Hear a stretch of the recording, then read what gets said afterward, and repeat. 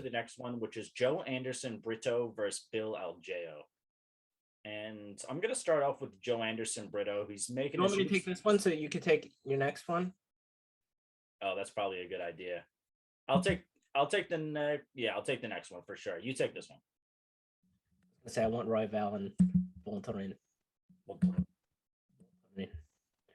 Joanderson Brito. He is fighting out of a shoot box. It's not the Diego Lima one, but still, that's a fucking good gym. It's like fighting out of ATT fucking like Texas. But that's what I said. I was talking about who was I? I was talking about our boy Brian Kelleher earlier, and I was like 10th Planet Jiu-Jitsu black belt, Long Island. Like not the 10th Planet you're thinking of. Not Eddie Bravo's. Not Eddie Bravo's. The opposite, the exact opposite location of Eddie Bravo's in the United States. That's what we're talking about. Yeah, one's right next to sea level and one's very high above sea level. But yeah, looking at Brito's fucking career so far, this guy hasn't lost since 2015, which was his second, or his third fight. He started off his career 1-2, but then he's gone on this fucking streak and he's been very active up until 2019, where he was fighting like 4 or 5 times, or at least 3 or 4 times a year. And then I think he got injured or the pandemic hit him and he wasn't able to fight really in 2020.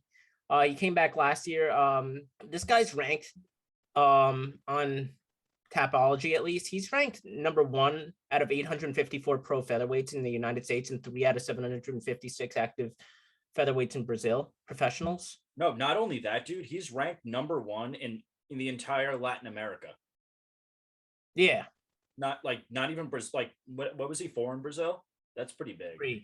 3. But yeah, number 1, and that's like Mexico to like northern South America. Like he's number 1 there and number 1 in America. Yeah. And then fucking Bill Algeo. He beat Spike Carlisle. Yeah, I mean we both had that. But he lost his last fight to Ricardo Ramos, which I think we both saw. Yeah, that. I knew Ramos was gonna get that one. And Ramos beat him twice. Yeah. One-sidedly both times. No, are you thinking about Ricardo Lamas and then Ricardo Ramos? Oh, is that what it was? Yeah.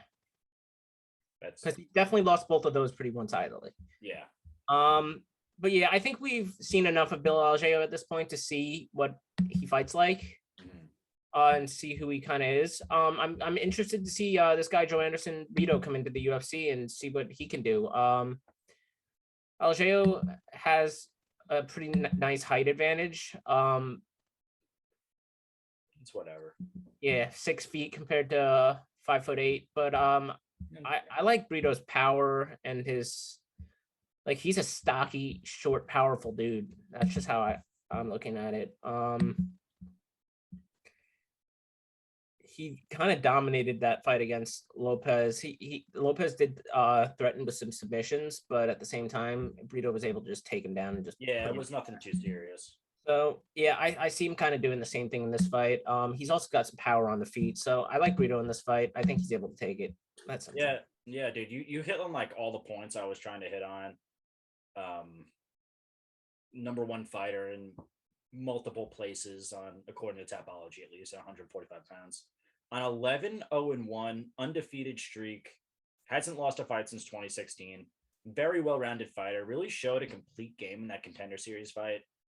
Getting a plus 2.3 striking differential, landing 3 takedowns. Also finished 10 of his 12 wins. Yeah. And he's only 26 years old. He's a young guy. Taking on Bill Algeo, 1-3 under the UFC umbrella. He's a high volume striker, really good at striking, some good boxing. He's got a plus 1.4 striking differential, but only 55% takedown defense. Gets taken down way too much than you like to see.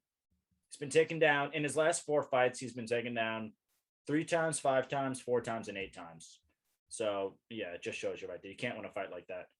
And the problem is, instead of getting back up to his feet, like we mentioned earlier, he gets complacent on the ground because he's a BJJ black belt. So he gets complacent on the ground. He goes for subs and stuff like that, and he loses control time. And that's kind of like what the Diaz brothers do. Yeah, that is a problem. You can't really. It's really tough to win fights that way. Holland. Yeah, you have to get very lucky and be very good on the ground. Yeah, they all love their jujitsu, and they're just like, I don't care if it goes to the ground. I got my subs, and then you look in the fight, work out a lot of the times. You're like, oh, you got controlled 11 minutes on the ground. The numbers aren't gonna be in your favor. No, not at all. It's very tough. If it goes to the distance, it's very tough to win. Brito is a killer on the ground, and I think he'll be able to take this fight to the ground to get a win here in his UFC debut too, which is kind of tough. But yeah, I'm sorry, Bill Algeo, just very one-sided. Tough to pick a guy that one-sided. But we're both gonna agree, right, Dan? We're both gonna go with Joanderson Brito. Yeah, that's one of my favorite bets on the night. Yeah, I really like. What's that? Do you have a -130? Very nice. I like to see that. Back to back, those two fights. If you want to put a Holmes Brito parlay, I'm gonna do it. And right now that you said that, that's good money right there. I'm all for that. Yeah, I might do the Royval and Bonturn fight instead, but yeah. No, that one is a little shaky, a little bit more shaky. I'm more confident about those two, but I see what you're saying.